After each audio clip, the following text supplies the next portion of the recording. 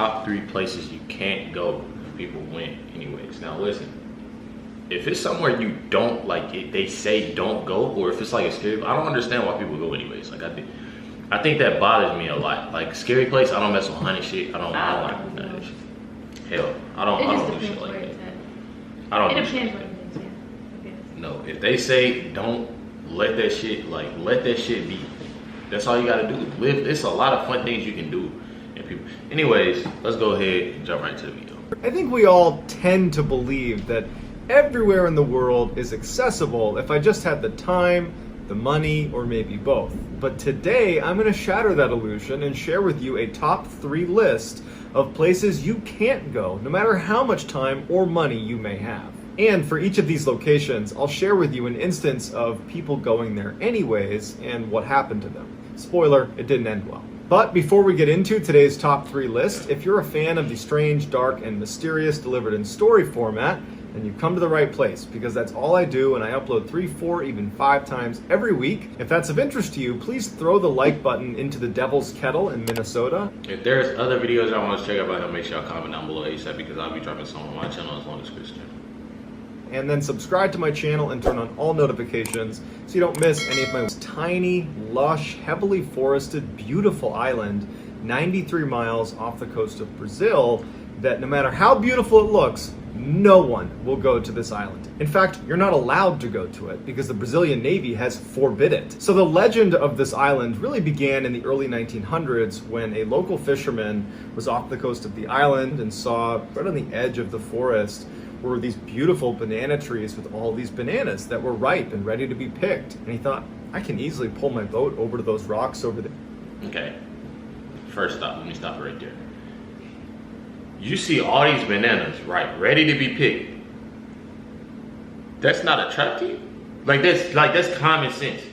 All of them, right, you know what I'm saying, ready to be picked. You know what I'm saying? It ain't been touched, none of that. People gotta pay attention to that shit. Or hop out, grab some bananas and bring them home, no problem. That'll take me, 10 minutes to do.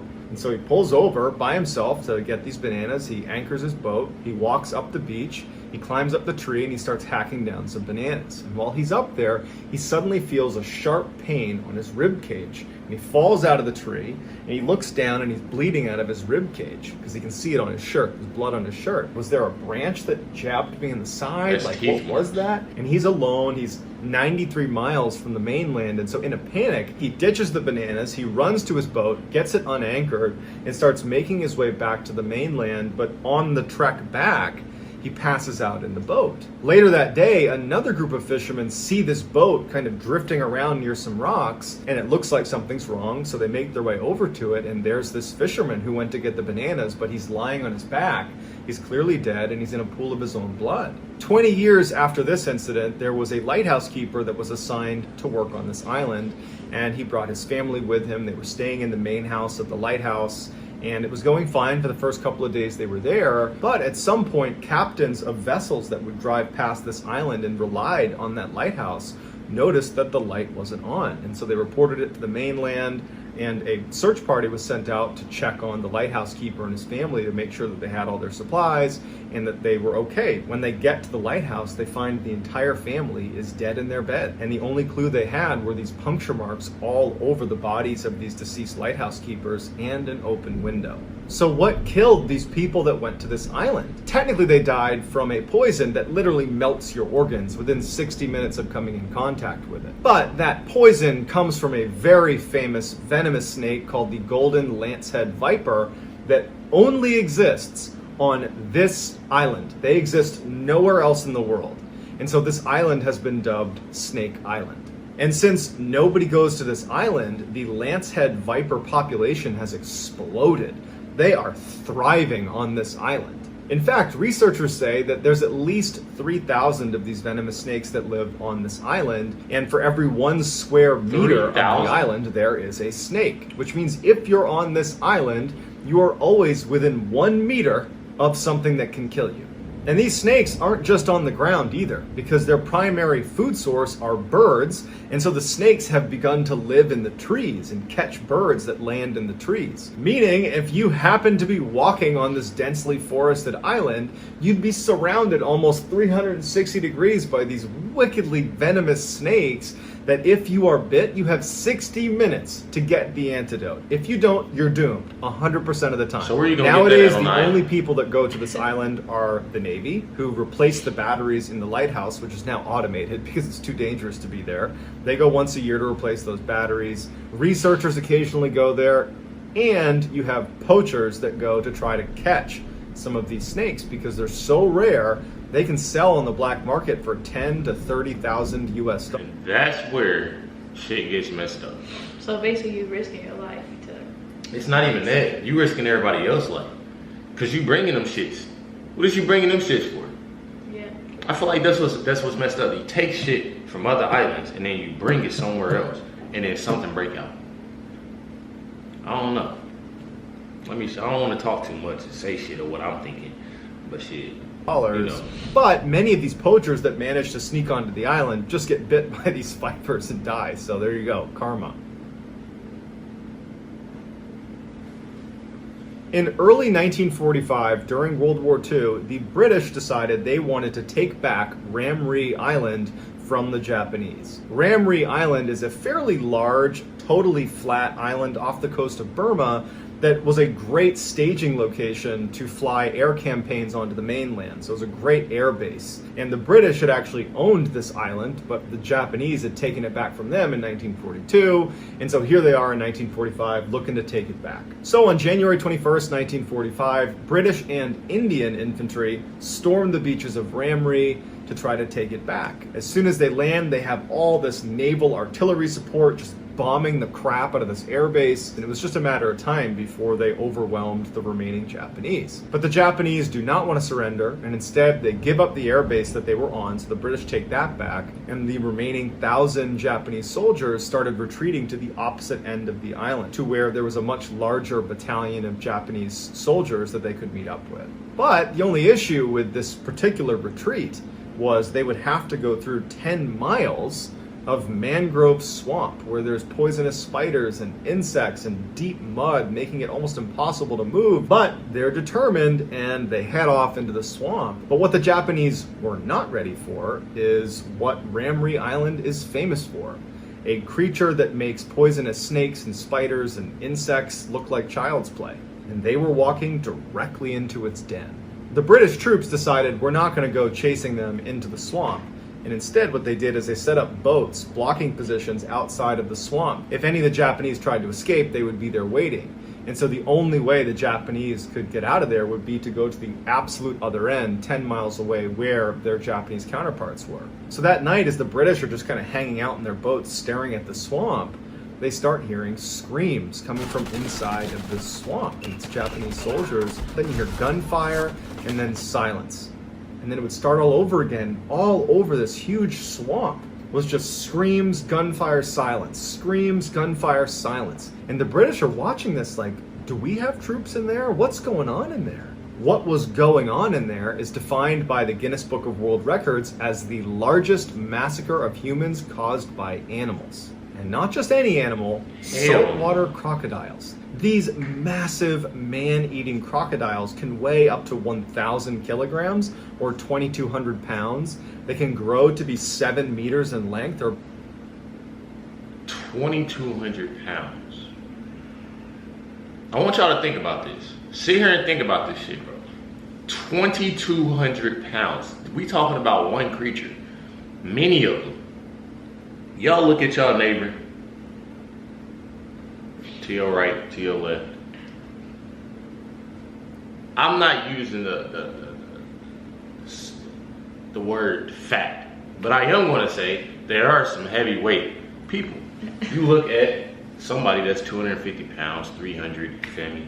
It can be muscle, it can be, you know, bigger. You looking at them like, damn, that dude or that woman is huge. You know what I mean? Yeah. Not necessarily, it don't have to be that bigger person. It can be, you know what I'm saying, strong. But you looking at that person, you like, damn, Now, if we get up there to where it's people that need actually help, you know, 600-700 pounds, but that's sick, and we look at them like, damn, you know, maybe not like that, but you know what I mean?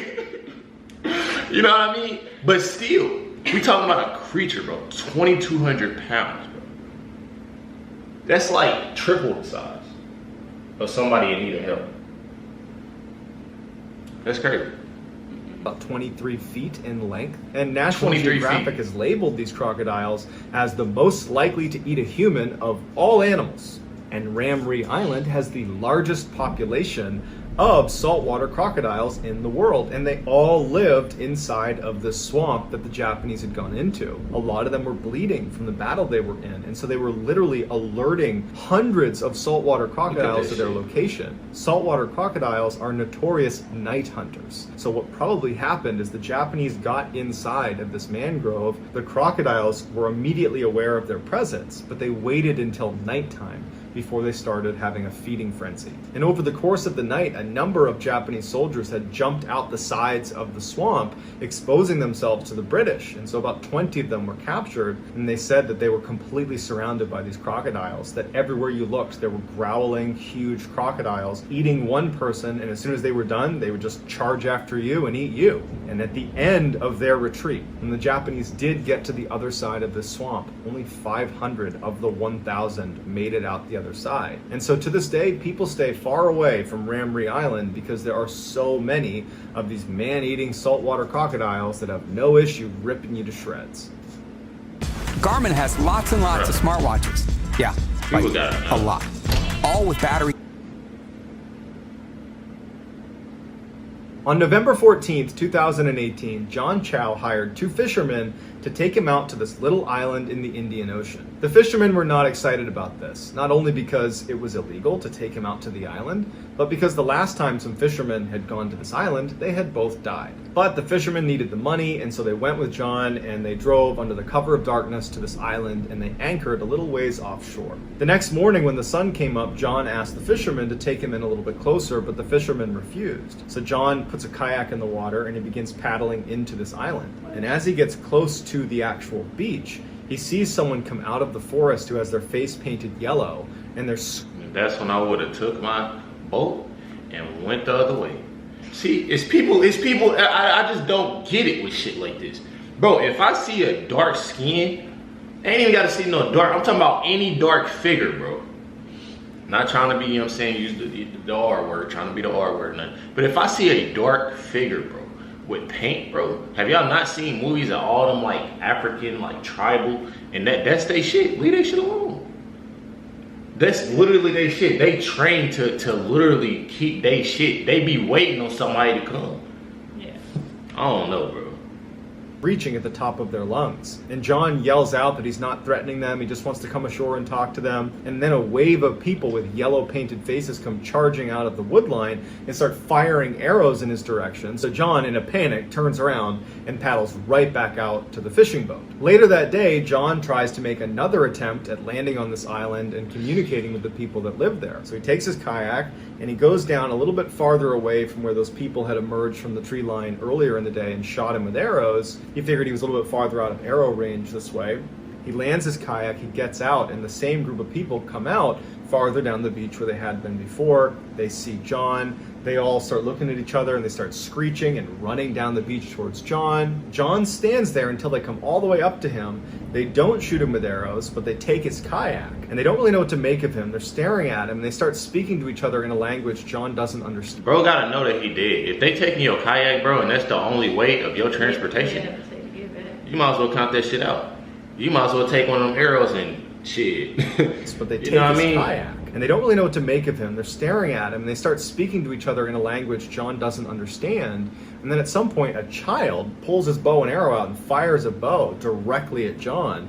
And he was holding a Bible and he stopped the arrow with his Bible. And at that point, John is like, okay, I gotta go. And he jumps in the water and without a kayak has to swim a mile to get back to the fishing boat. The whole time, these people are firing arrows arbitrarily in his direction as he's swimming back out to the boat. And so the next day, on November 16th, he told the fishermen he wanted them to drop him off and he would swim in, and he wanted them to leave and be completely out of sight. The fishermen did not want to do this, but John reassured them that he was going to be just fine. He knew what he was doing, and so the fishermen drop him off and they leave. The next day, when the fishermen come back to collect John, they see these people with painted yellow faces out on the beach dragging his body by a rope.